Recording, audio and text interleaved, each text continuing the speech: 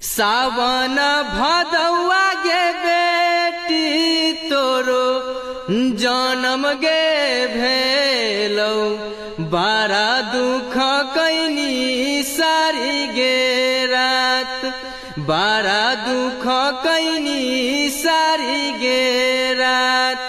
सासू मोरा सुनलन गे बेटी पोती जन्म गे भेलै, ठोकी लेलन बाजार गे केवार, ठोकी लेलन बाजार गे केवार।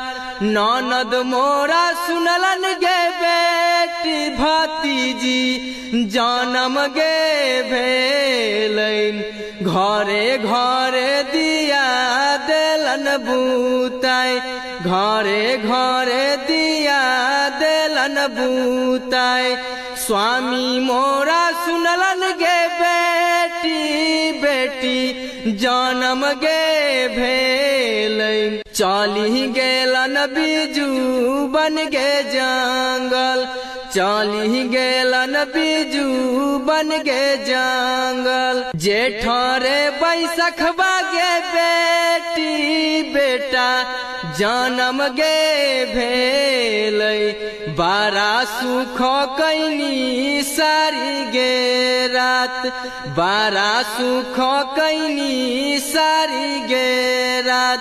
सासू मोरा सुनलन गे बेटी पोता जन्म गे भेलैन, खोली देलन बाजार गे केवार, खोली देलन बाजार गे केवार। ननद मोरा सुनलन गे बेटी भतीजा जन्म गे भेलै, घरे घरे दिया देलन जाराई, घरे घरे दिया देलन जाराई।